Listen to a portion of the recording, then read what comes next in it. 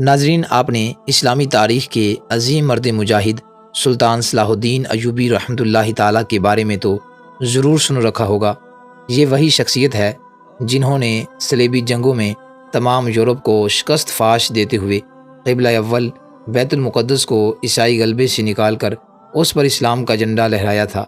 ناظرین، کیا آپ جانتے ہیں کہ جب ان کی وفات ہوئی تو اس وقت ان کے کل اثاثے کتنے تھے؟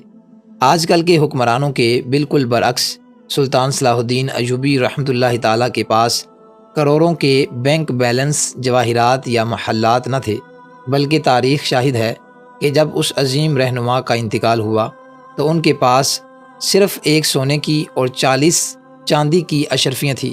سلطان صلاح الدین ایوبی رحمۃ اللہ تعالیٰ نے اپنی تمام دولت اپنی زندگی میں ہی غرباء میں تقسیم کر دی تھی، اور وقت وفات اتنی رقم بھی نہ تھی کہ ان کی نماز جنازہ کا انتظام کیا جا سکتا۔ اس عظیم مرد مجاہد کو دمشق میں اموری مسجد کے باہر ایک باغ میں دفن کیا گیا، اور آج بھی یورپ اور مغربی دنیا اس کی عظمت کی معترف ہے۔